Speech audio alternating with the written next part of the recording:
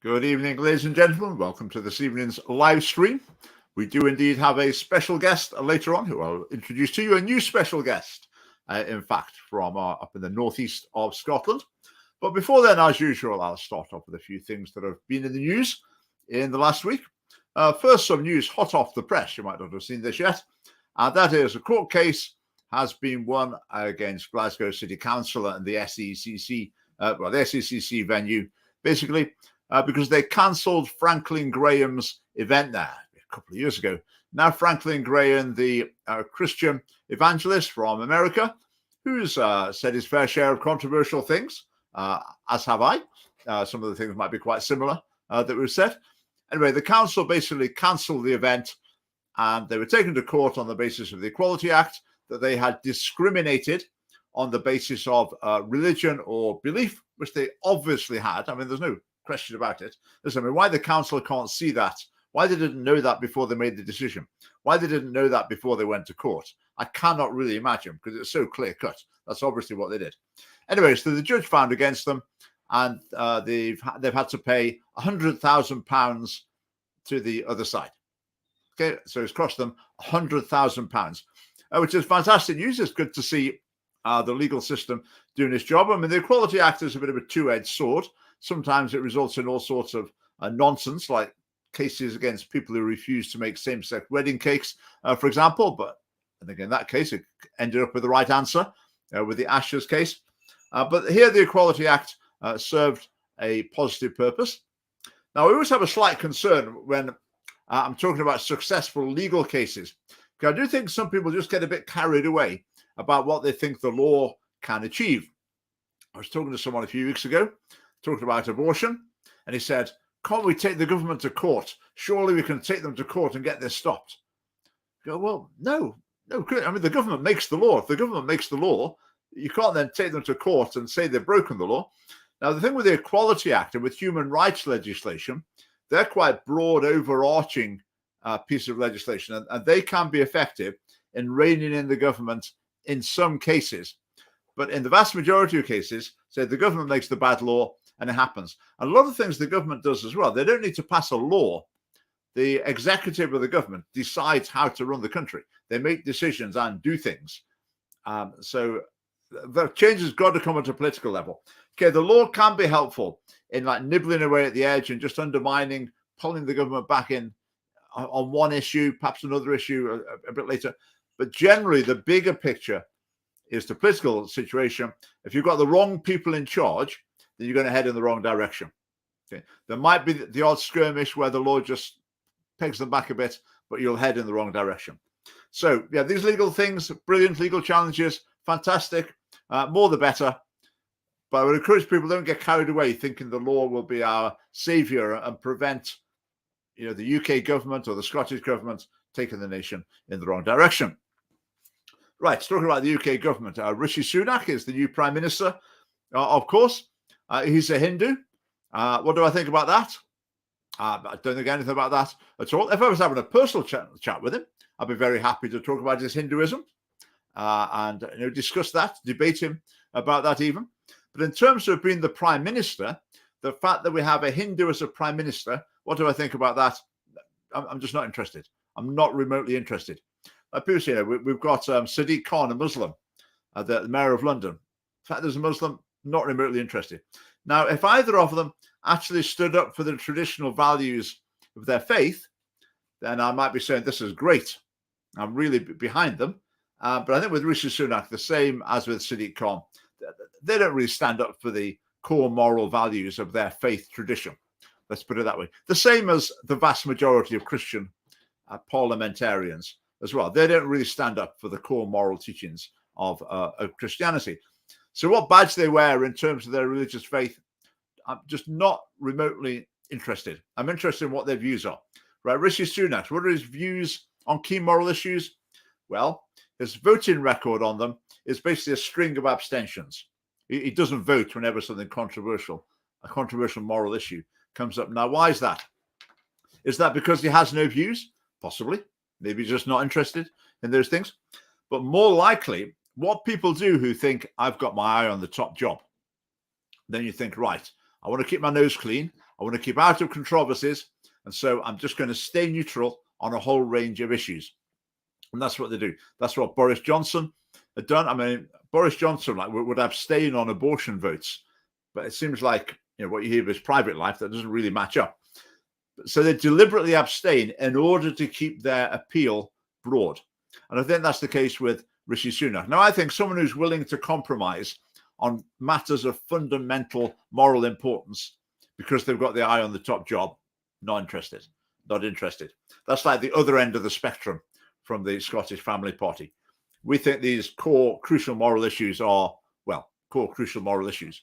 So we don't compromise on them in order to, achieve various things. That's what we're all about. That's why we are in politics. Now, the other thing that politicians do, if they're trying to get to the top, if they're trying to win support, is they will be aware of different groups, different constituencies within the electorate or within the support of their party, and they'll want to keep them on board. So just sometimes they'll throw out a comment that gives the impression that they're on board with that sort of issue. So with the Conservatives, sometimes they'll say something about, we're going to get a grip on immigration, or we're going to do more to help families, or we've got to stop the trans nonsense in school. They've got to say something like that because they know there's quite a few people who want to hear them say it. But then what do? Well, nothing. So it's a little bit of an art trying to be a politician with these mainstream parties. You just need to say things in various directions just to make people think, oh, yeah, he's sort of on our side a little bit. Because a lot of people hear that and think, oh, yeah, I like that. I like what he said there. Not so many people will say, hang on, I'm going to check, see what he does. He doesn't do anything. Okay, so you just need to be wary there. One thing I would say in Rishi Sunak's defense, mind you, I don't know if you heard his interview about what it was like being at the heart of government during the pandemic and discussing lockdowns, because he basically said that the government lost the plot and they totally lost perspective and they got tunnel vision, became completely blinkered and would only look at lockdowns and reducing infections. COVID numbers were all they cared about. And when he tried to bring in, hang on, let's look at the wider effect of this. How is this going to affect people in the short term? What's it going to do to the country in the long term? Other people in the government, he said, we're just not interested in that. So that's a plus point for him. Okay, there's a credit where credit's due. So hopefully when it comes to issues in the future, he will take a more balanced view of it instead of getting sucked into the tunnel vision that so often happens in our politics. I think the other area where politicians get sucked into tunnel vision tends to be the environment as well, where they focus too much on one set of concerns at the expense of others, and all other concerns get dismissed because they're focused in on just the one particular area. Anyways, that's Rishi Sunak. I mean, just a reminder about the Conservatives as well. People have been saying, we're going to get austerity back. And people accuse the Conservatives of austerity. Now, and what I'm about to say, I'm not defending the Conservatives. I'm actually criticizing them. But the Conservatives throughout their government since 2010 have been overspending. They've been borrowing money, spending more than they get in, which, as you know, with your personal finances, in the long term is the recipe for disaster, which we're now experiencing. So the Conservative Party has, since 2010, since they were elected in 2010, has been a party of overspending and building up the national debt, which is very damaging for the country's prospects. So that is the picture. Scottish Family Party policy: we think governments should borrow in times of emergency only. In the normal run of things, you balance the books, maybe even save some up for future generations. How about that for a radical thought? You won't hear that suggested in many places. Right, I've been talking for 9 minutes and I haven't mentioned our conference yet. So our Scottish Family Party Conference, 12th of November in Dunfermline. Tickets are selling very nicely for the conference and for the dinner. So do book online now. You can find it on our social media. I'll push the link after this as well. So 12th of November in Dunfermline. The lineup of speakers is excellent. We've got some very thoughtful speakers. We've got some people more towards the firebrand end of the spectrum, and everything in between. The chance for a lot of discussion as well. I don't know if I mentioned this. One of the things we're discussing is whether or not to update our policy on same-sex marriage. Currently, the Scottish Family Party is neutral on same-sex marriage, but we're going to reconsider that. I honestly don't know what we should do. I don't know if we should have a policy to oppose same-sex marriage in law or whether we shouldn't. I'm not sure, but we're going to put that to the delegates and have discussion on that issue. We're also going to discuss the wording of our pro-life policy as well, because some people get the wrong end of the stick from it. Right, that's the conference. And on Thursday this week at 1 p.m. outside the Scottish Parliament, we're having a little demonstration. Well, hopefully not too little. I think I was amazed how many people came at very short notice last time we were there. So 1 o'clock in front of the Scottish Parliament. We've got some huge new pro-life placards. I just opened those today. I mean, enormous, great big things. Pictures of baby's face in the womb on. I mean, this sort of thing. The first company I asked to print them said they wouldn't print them because they were offensive. So whatever. Someone else did them. So gathering at 1 o'clock. So we're having a pro-life demonstration for an hour. And then we're going to interact, counter-demonstrate, whatever you want to call it, to the Scottish Trans Alliance event, which starts at about 2 o'clock. And their event is to coincide with the debate in the Parliament when they're discussing the Gender Recognition Act reform bill.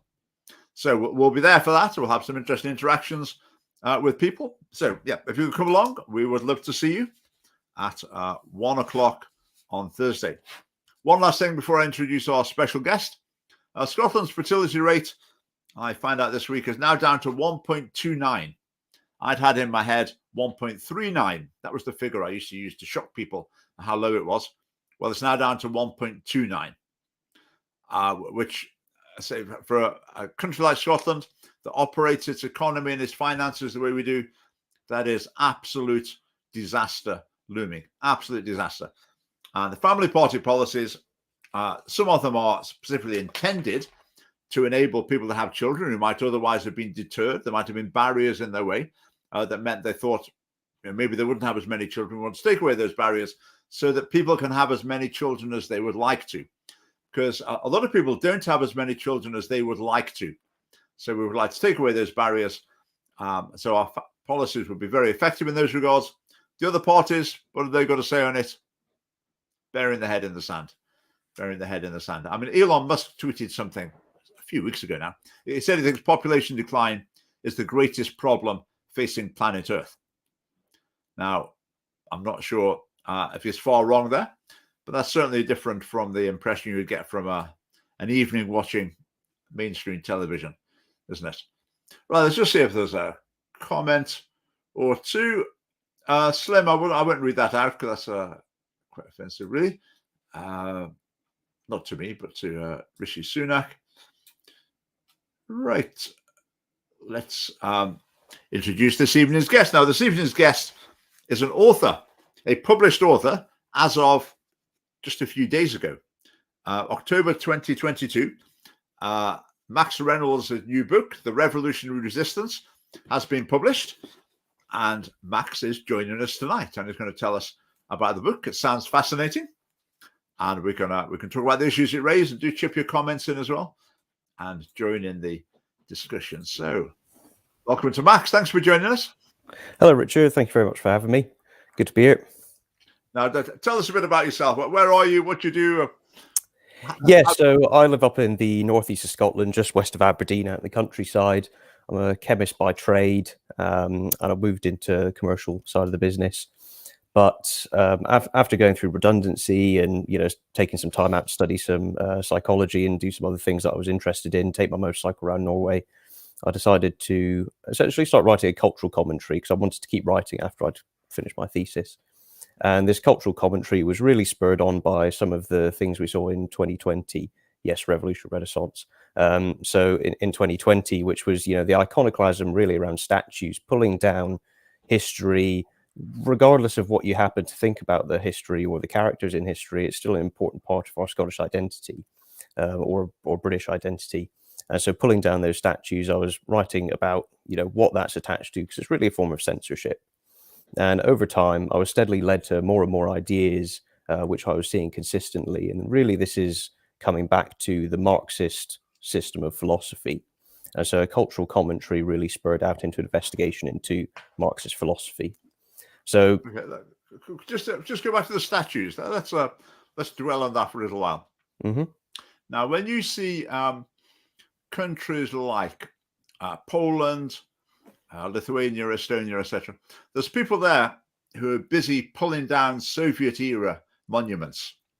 Because they're saying we don't want to be commemorating that as a good time. That was a bad thing, being dominated by Russia. So we're pulling them all down. What would you have to say to them? What would you urge them not to do that? Or well, obviously very contentious for, the people in those places, because under the Soviet regime, tens of millions of people were carted away, sent to the gulags, used as slave labor and murdered. And obviously having a statue like that in present view is something which, for many people would obviously and understandably cause, a lot of disgust. It's a symbol of hatred and cruelty. And but in spite of that, not every statue necessarily needs to be someone who is the object of emulation or worship or respect. A statue can also provide, I believe, a lesson. So, for example, if you take even the statue, less contentious than, for example, something like Lenin, but the statue of Winston Churchill really is, an icon of someone who stood up against, the greatest form of racism that has really ever manifested itself. Edward Colston, who was, the statue in Bristol Quay that was thrown into the water. Yes, he profited off the slave trade, but he can also be an example of why we think in the present day that slavery is wrong. He is a reminder of that. And I think having those visual representations present and in front of us forces us to re-examine those past behaviors. And that should obviously be supplemented with education, because if you fail to relearn these moral lessons, then, there's that old adage, which is history repeats itself. And, there's slavery or, the gulags. These are not things that we want to repeat. So I'd actually say the opposite, whilst they are an uncomfortable truth, I think having the education and those visual representations immediately to hand is actually a very important part of reminding yourselves that you need to conduct yourself with the correct behavior in order to avoid those horrible outcomes. Yeah. So we've got how long? We've got 40 minutes. Now your book's very substantial. It's looking like about 300 pages, leaving out the notes. So we're only going to skim the surface. But do you want to start us on our journey following your theme through the book? Where do we head next? Yeah, certainly. So, I mean, if I can preface it slightly, one of the things I found going through education in Scotland was that we learned quite a lot about the Nazis and certain totalitarian regimes in when we were going through school. But one of the gaping holes that I always remember was Marxism. It was this kind of question mark. It wasn't really clear what it was, why it went wrong, why it manifested itself in the way it did. And yet at the same time, we have this massive dissonance with the fact that Mao alone is, in some estimates, believed to have killed as many as 100 million Chinese people, his own people. And then in Russia, there's Stalin, and he killed as many as 50 million. So, I mean, the normal estimates in the Black Book of Communism, which is a study into all the cost of communism in the various places it's manifested itself, is as many as 90 million deaths in as many years. So, if you're averaging 1 million people of your own people murdered every year for 90 years, you think you want to understand that system fairly comprehensively. And the lack of understanding really is a blind spot, because it means that the same thought and the same philosophy people can adopt without necessarily realizing it and not realizing really where it leads. And so my book is kind of filling in that gap. It's a comprehensive assessment of the actual ideas themselves, how they're developed, why they're oriented the way they are, and how it's implemented in society.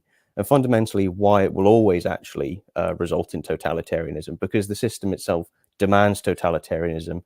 It stratifies people by different groups, puts them into irreconcilable conflict with one another. But at the same time, it requires that both of those groups destroy one another to produce some sort of nice new society. Yeah. So, I was watching a film last night. I watched Dr. Zhivago, which I'd never seen before. I didn't think it was a great film, but anyway, one of the things that came through, it's probably an obvious thing, but it just came through in the film, that on the sort of extreme right, you get people who want nations to be fighting with each other. Mhm. They want to stoke up tensions between nations. They want their nation to be top dog and get even or whatever. On the extreme left, they don't want nations to be fighting with each other, but they want something heading towards conflict or revolution within a nation by separating the groups within the nation into the oppressed, the rich, the poor, or all the other ones, all the other ones as well. And I think that's such a. I mean, the commonality between the extreme right and the extreme left is the desire, basically, for conflict between groups of people. Yes. But the extreme right, well, with the extreme right, it can become races or it can become nations. But the extreme left, it's other groups rather than those. And the groups on the extreme left that they try to divide in, they're actually quite fashionable groups to try and divide people in and try and stir up resentment and conflict between them. So that's would that be a fair assessment? Yeah, and I think generally yes, that'd be right. You know, you've got the right side, the far right. You would be looking at more kind of imperialistic, more kind of international conflict. Whereas on the left, I think is a bit more subtle. It's looking within the nation and then dividing the groups within the nation. But the caveat I'd add to what you'd said is that really racism is not just the purview of the far right anymore. Racism is quite clearly with things like critical race theory, which is evolving into anti-racist praxis. And there's a reason why the name is going to be the opposite of what the actual practice is. The anti-racism is actually going to be racism, how this is being integrated in schools. So whilst we normally think of racism as the domain of the right and right extremists, it's actually going to manifest itself this time on the left. But instead it takes the opposite view. Instead of what you'd normally perceive in a right society or, you know, white supremacist society, for example, pushing down on minorities, it's the opposite. You know, it's actually looking at the majority and looking at imperial past, the ideas that these people have, their social practices and them as a group, and essentially pushing racism back against them. So yes. So what's the end in view with that? I mean, well, the critical race theory is of the critical tradition. So that makes an important break with Marxist philosophy, which is that you don't actually know what the end goal is. It progresses by a sequence in which you take the way society is ordered as it presently is, and you're trying to essentially undo it. You negate it. And through this process of negating the present conditions and the current society, you believe that you can move into this new one. But unlike, for example, Marx's system or a chap called Hegel who preceded Marx, they had known goals that they were actually working towards. Critical theory isn't the same. It's far more fluid. It's basically, you know, pick a topic or pick a group and then start evolving it. So it's a system of really quite flawless social engineering for academics to play with. But, you know, they don't really have accountability for their actions and the effects that they have on society. And they don't necessarily really know where they're going. But obviously, you know, with a little bit of examination of their ideas in critical race theory, and it's very clear in critical race theory that society should be stratified by race. It takes racism as a feature of reality, a social feature of reality, and that it will always exist. And so once you've got this mindset where essentially suffering is a fact of nature, which it certainly is, and all manifestations, you try and attribute that to the white society, but then that's used as justification to invert it. And this is the simple intellectual trick, which is used in pretty much all of the thought of leftism, which I'm going to say is, you know, the Marxist philosophy is you invert the way that you are doing that racism against the majority group instead. So instead, what you see manifesting itself in critical race theory is the opposite of where we've developed to in the present day. So in the present day, we say law should be applied equally to all people.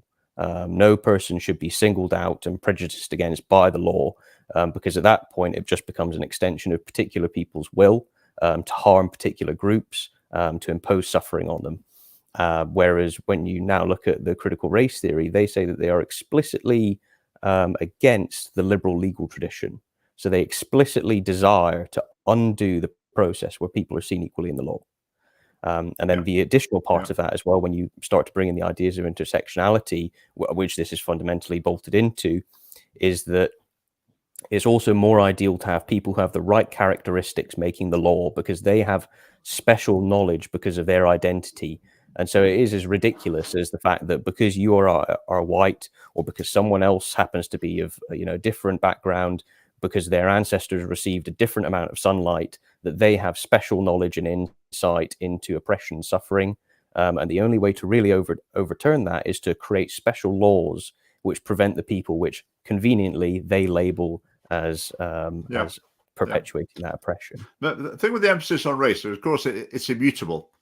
So it doesn't matter how long someone lives there. It doesn't matter how completely integrated they are in every other regard. But the races, that's the one thing that's not going to change. It's the one division that's not going to go away, no matter how long groups of people coexist. So focusing on that is perpetuating the division. So people would claim that they're overcoming the racism inherent in society. So would there ever be an end point where the social engineering is so intense that they think, right, we've done it, we've solved the problem, and racism is no more? Is that what they really want, or is it something else? Well, no. So obviously, in critical race theory, they assert that racism is a feature of reality, and so the idea is that it's just really the right people need to be the ones who are in control of the power to have the right kind of racism. You sort by victim categories, and you put the victim, or the people that you label as victim, at the top, so they inform the law, and they are to correct all the historical injustices. So really, it's just flipping who happens to be racist, but they try and really kind of sugarcoat it, but it's no different than what it is. But what you're saying about the law was interesting. It's become really apparent to me recently. With the hate crime legislation, the family party, we opposed hate crime legislation. If someone beats you up because they want to steal your wallet, or they beat someone up because they're gay, I don't think the police should say, all right, or the judge shouldn't say, well, that's a much more serious crime because he beat you up because you're gay than if he beat you up because you was stealing your wallet. I think that's nonsense. But I've become to realize it's more than that. It's not actually the main problem with it is not actually the sentencing that's laid out in the law. The real problem is what it does to police priorities. Because I was talking to a lawyer, I might have said this before. I was talking to a lawyer a couple of weeks ago, and she says, if someone's punched you in the face, it's hardly worth going to the police, because they're not interested. If you're not from a special one of the sacred protected characteristics, if you're not claiming it's a hate crime, then the chance of them following it up are really pretty low.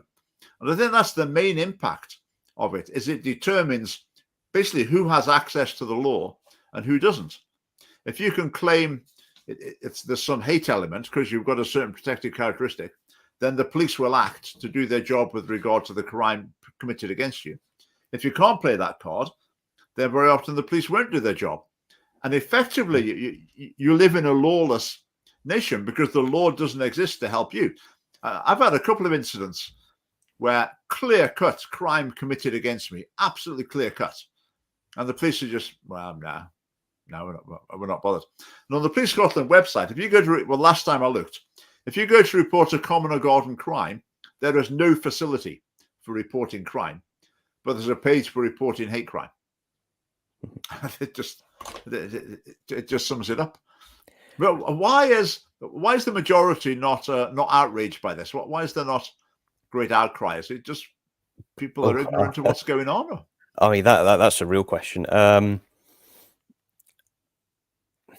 If you think that, or if you're of the view that, for example, that these things will just trundle along by themselves and all work very efficiently without much intervention or care, then every garden becomes wild and overgrown. So if people don't really hold the underlying values and actually practice them and seek to maintain an ethical way of police conduct and applying the law equally as it ought to be and pursuing every crime as much as is possible and obtain a conviction, then the system will just fall apart. The people actually have to embody the values and put them into practice in order to maintain those systems. But I think the broader problem that we're facing is really that policing is moving away from a strict letter of the law. This is your remit, and this is a definition of a crime. If someone's suspected of a crime and there's evidence, go out and do your job.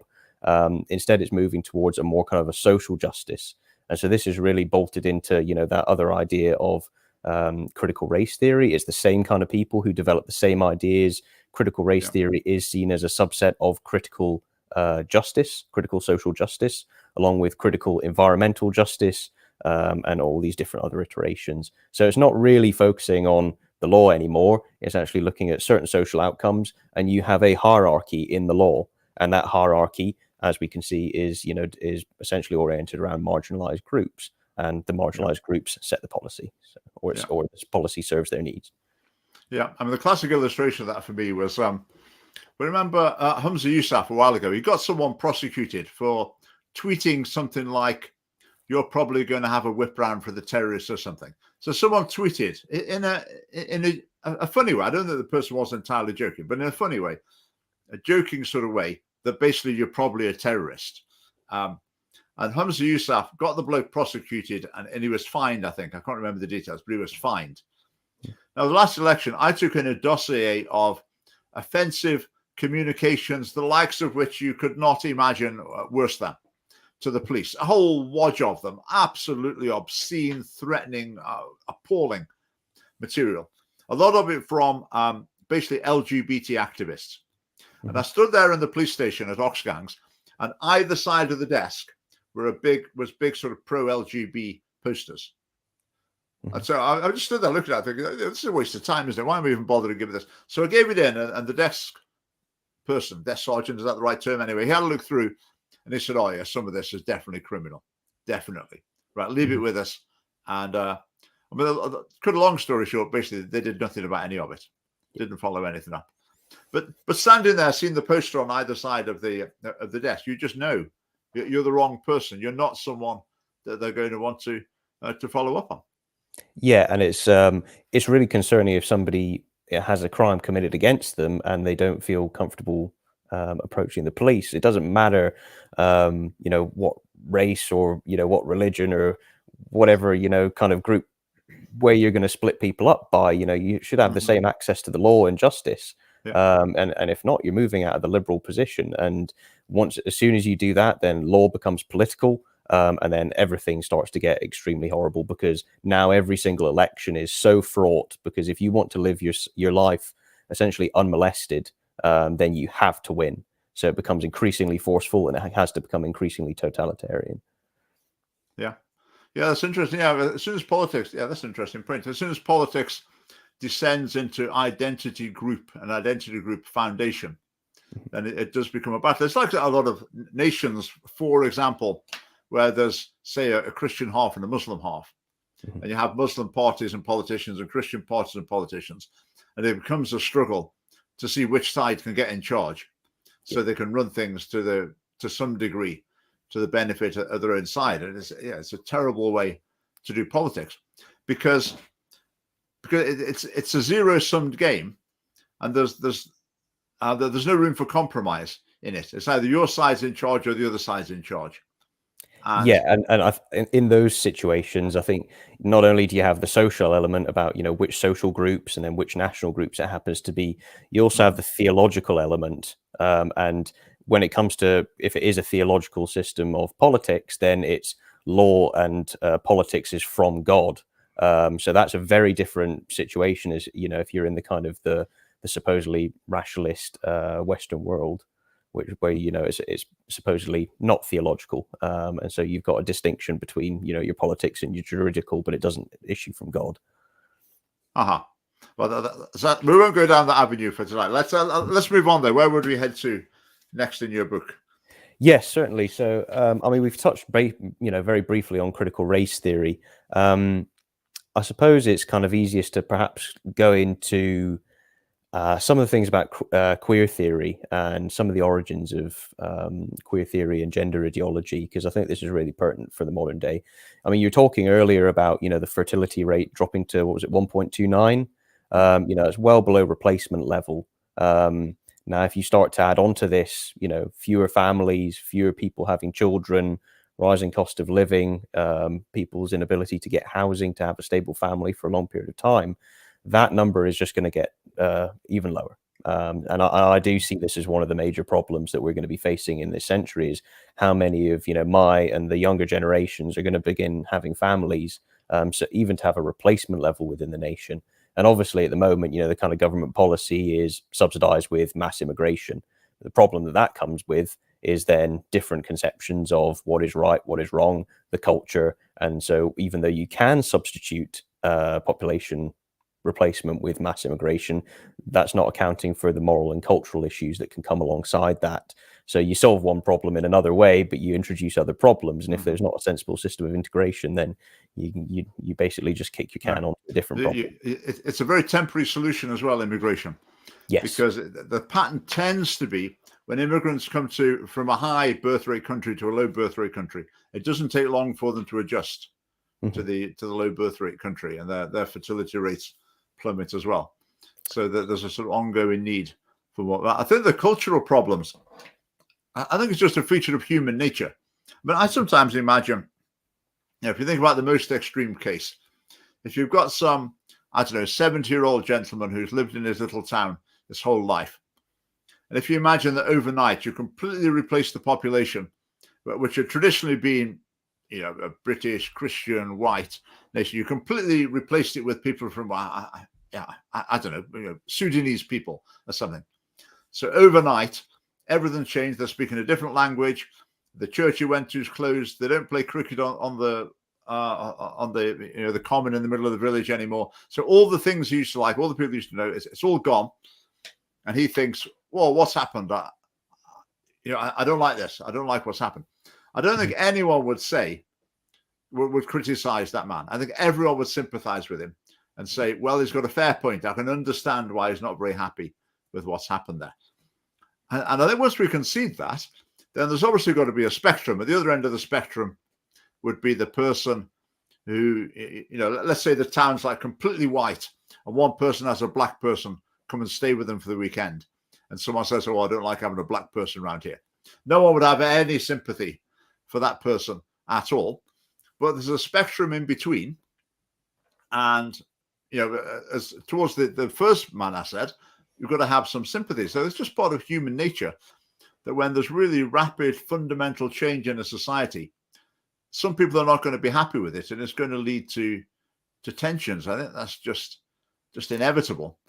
But yes, and if you're pursuing a policy of mass migration and you're not really taking into account the effects of, the culture, the morals, the beliefs, the knowledge, the ways of resolving social conflicts of those different groups, if they're not in harmony with the nation and the people that you've come to live alongside, then you will get friction, and the responsibility for the consequences of that friction is really on the people who have implemented those policies, which often happen to find themselves in the roots of either not training up the workers efficiently, and then the other problem beside that, which is having the stable family as the basis of society.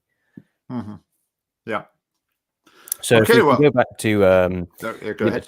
So we were going to start touching on the queer theory and gender side of things. So right from the beginning of Marx's system, there's the rejection of private property, and private property is seen as because we are in pursuit of private property, we separate out into different jobs, and these different jobs also lead to people being paid in different degrees, so you can accumulate more private property or less private property.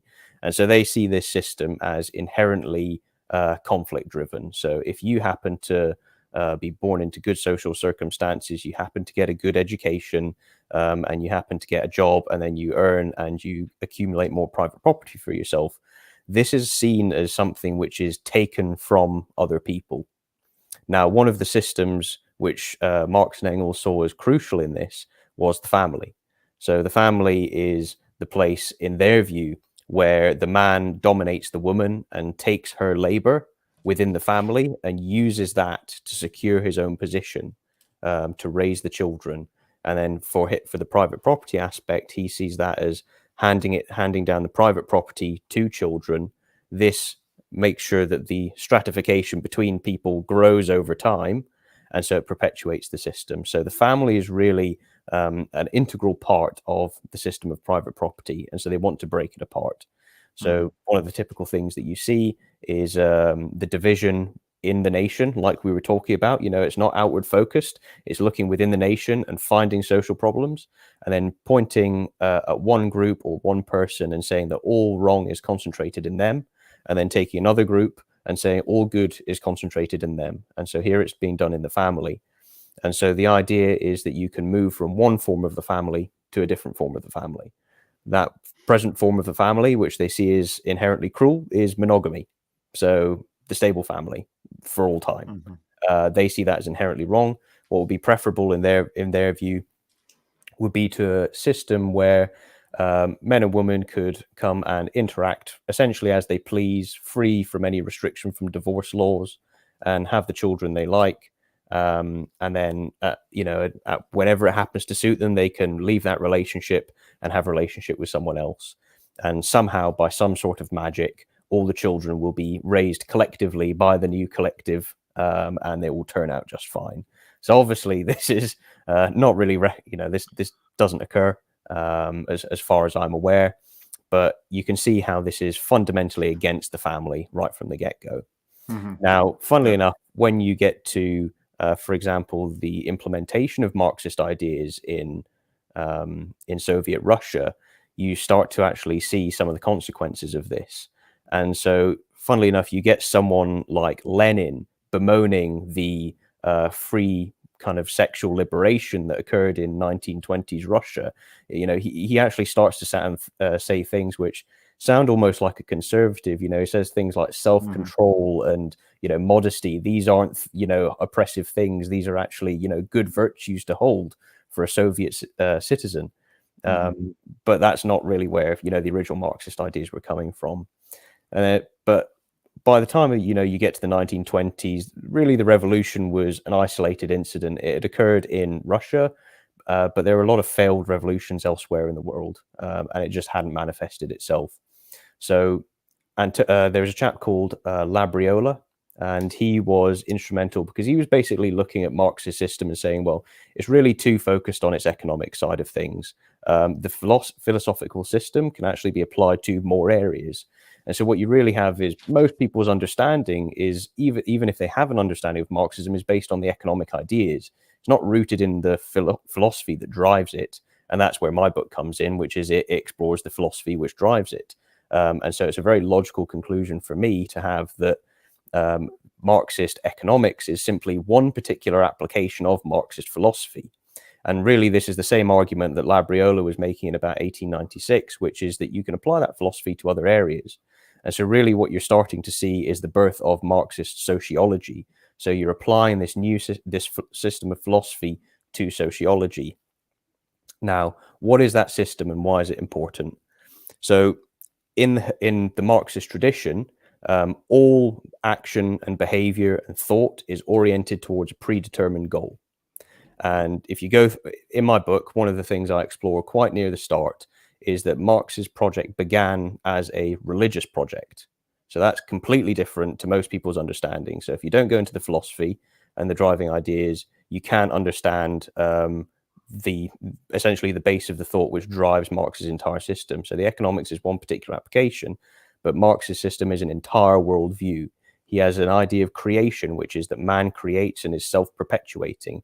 He has an idea of knowledge, which is that the way that you are oriented towards the world is reflected in your consciousness.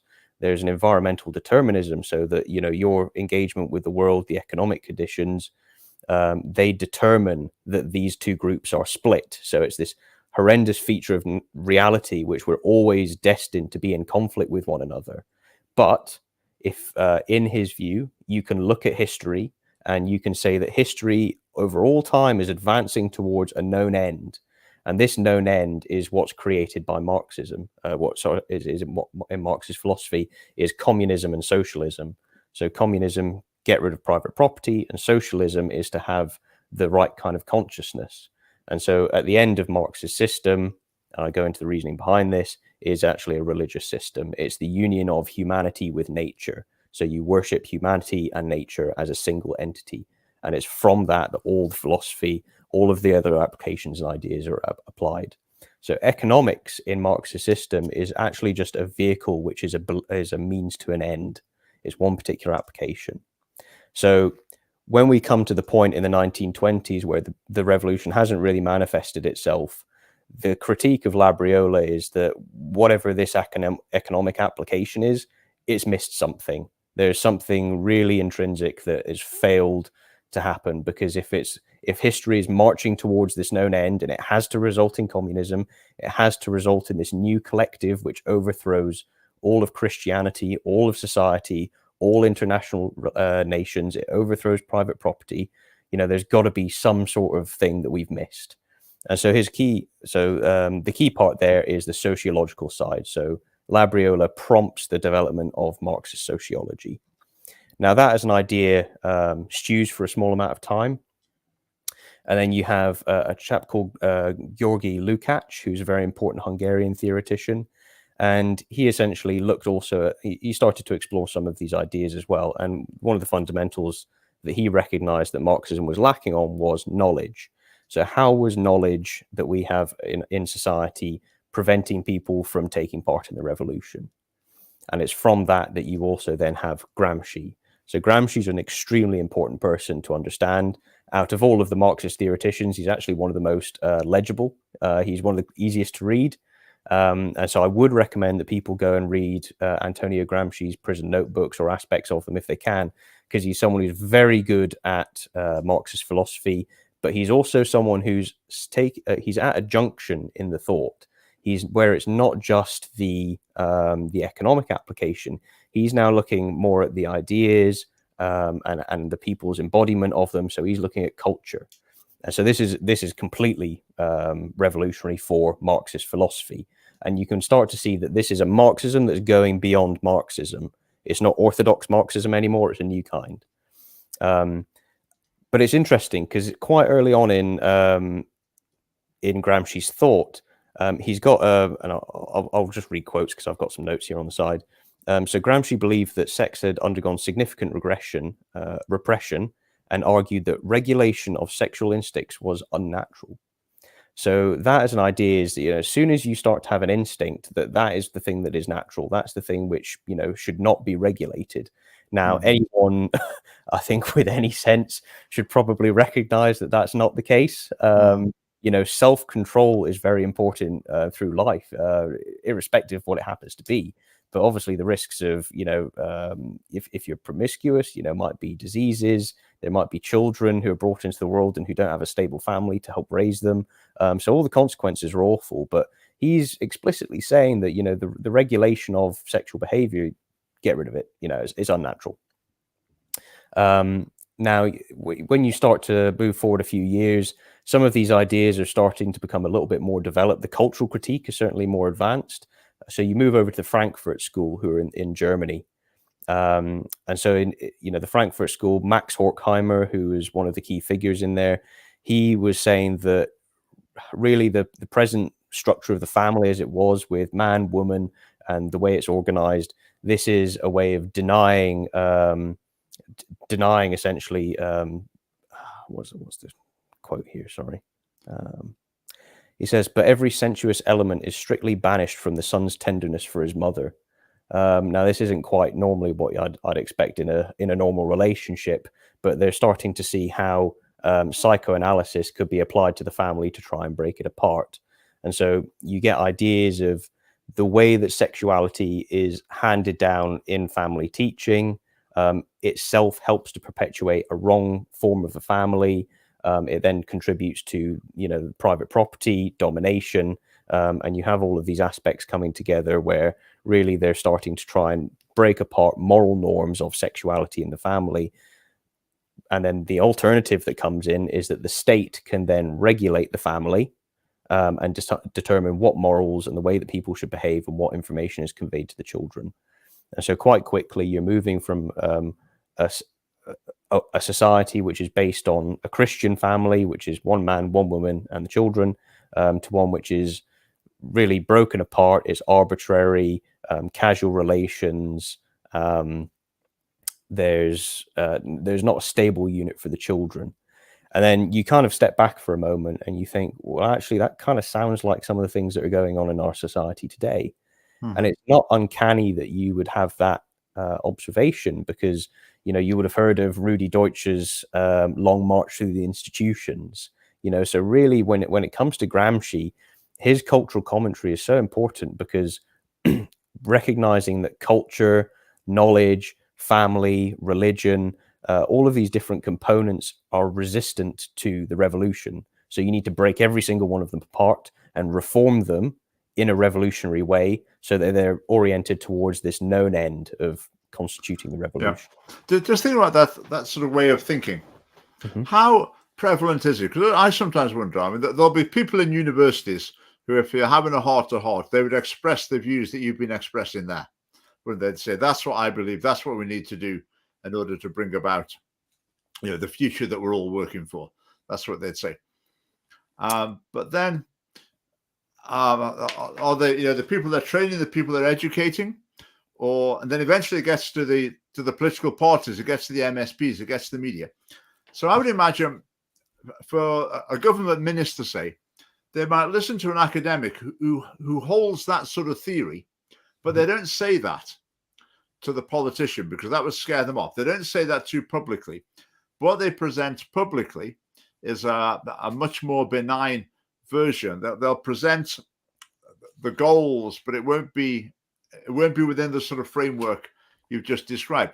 So I guess my question is basically, how wide is that sort of philosophy that you outlined there? How widely shared is it?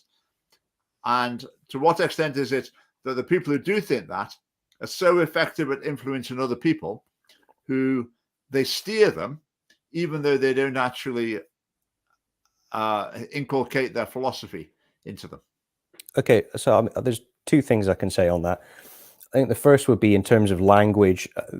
So in part 3 of the book, I explore a chap called Derrida, who was the father of deconstruction. He's a very important figure to know, because he develops, it's fairly, most of the philosophical ideas are actually extremely straightforward. But his idea is to separate the word from the meaning, and then you populate the meaning of the word with your own emotional sense, but it's oriented towards some sort of predetermined goal. So, language itself becomes functional under his philosophical system. So one of the problems that you have there is that if you're speaking to someone who's been indoctrinated into leftist philosophy and their social thought, you can use the precise same words, but the dictionary and the meaning that you have attached to those words are completely different. The problem that does is it breaks apart any kind of negotiation. You can't fundamentally understand one another. You've actually split your nation into two collectives by language. So it's devastating for democracy. Now, the other part to your question is, how widespread is it? I think if you put, I kind of have the Rudi Deutscher Long March Through the Institutions in the back of my head. It's been going on a long time. The Marxist sociology has been there. That evolved into Marxist structuralism, which is a way of analyzing how society is organized and constituted. It says that it's fundamentally about relationships. So you've got to, kind of pick your point of analysis, and then everything around it needs to be mapped out as a web. And then what you can do is break apart this web and then reform it at a new higher revolutionary level. And so that's the movement from structuralism to post-structuralism. Post-structuralism is moving beyond the old structure, and then you establish a new structure. So when it comes to modern academia, one of the things is that in Marxist sociology, science has a different meaning.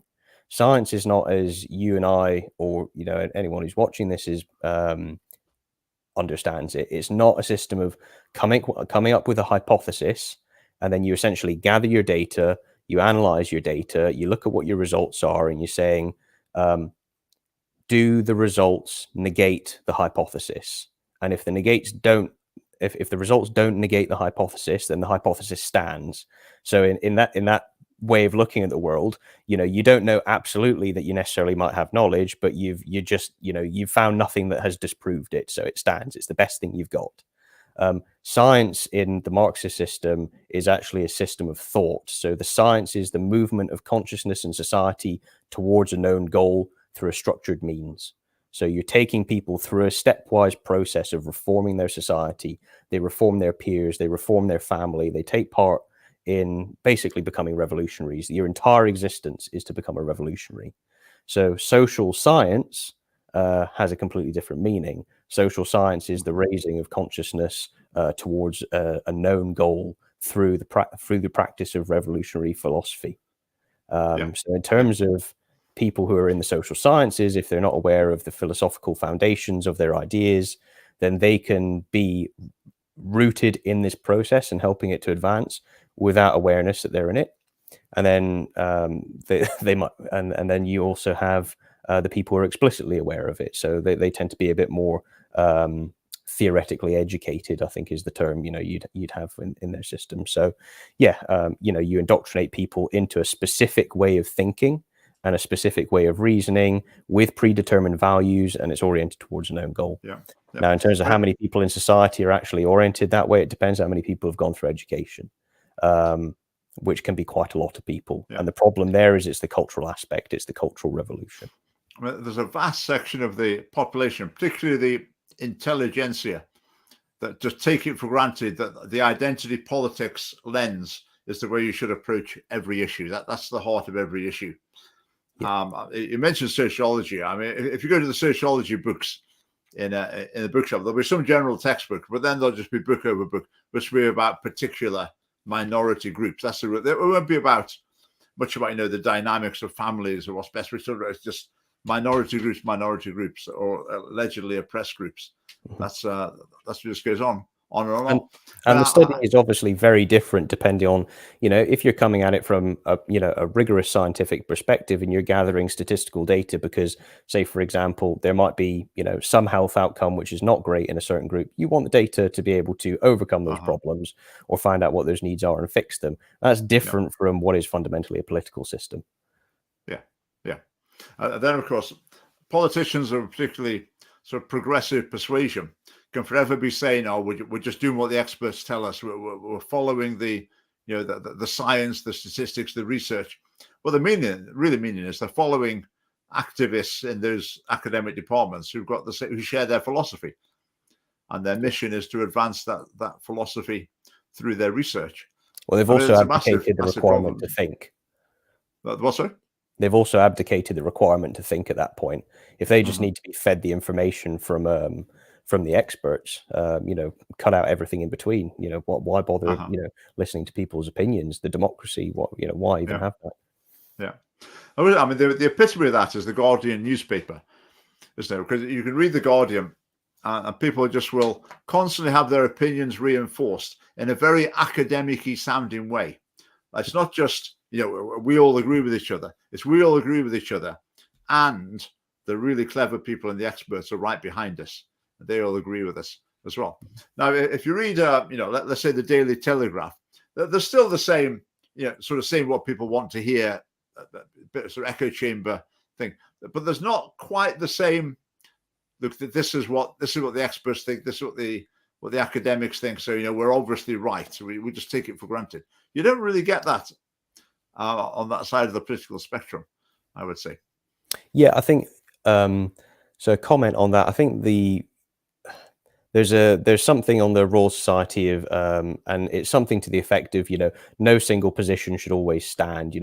And one of the interesting things I always, in some of the things we've experienced over the past 2 years is that, in science, there's never a single narrative which prevails overall. There's always discussion, investigation, there's critique, there's always some nuanced part of the picture, but it's very rare that you have a singular narrative which is over and above all. And so I think if you're falling into that trap on a number of things quite easily, I'd really question whether it's actually a scientific approach which is happening, because it doesn't matter what kind of scientific area you go into, what literature there is always going to be some piece of fact or information. Physics, for example, constantly reforming itself. You had Newtonian physics, then you had relativity, and then now we obviously know that there's relativity, which doesn't explain the whole universe. So there's parts we're missing. So the whole system is going to be reformed. It's not, even if there is something established, then it will be reformed.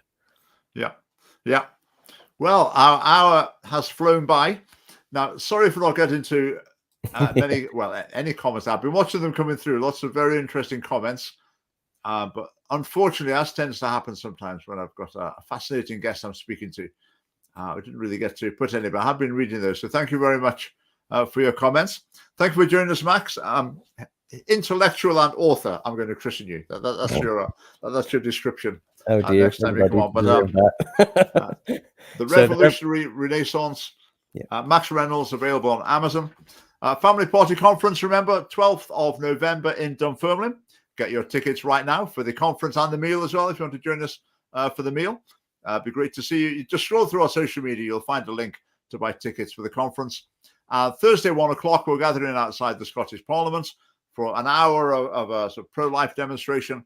And then we're going to accompany the Scottish Trans Alliance event as well, with some of our placards which have a different message than their placards. So we'll be going and making our presence felt there on Thursday.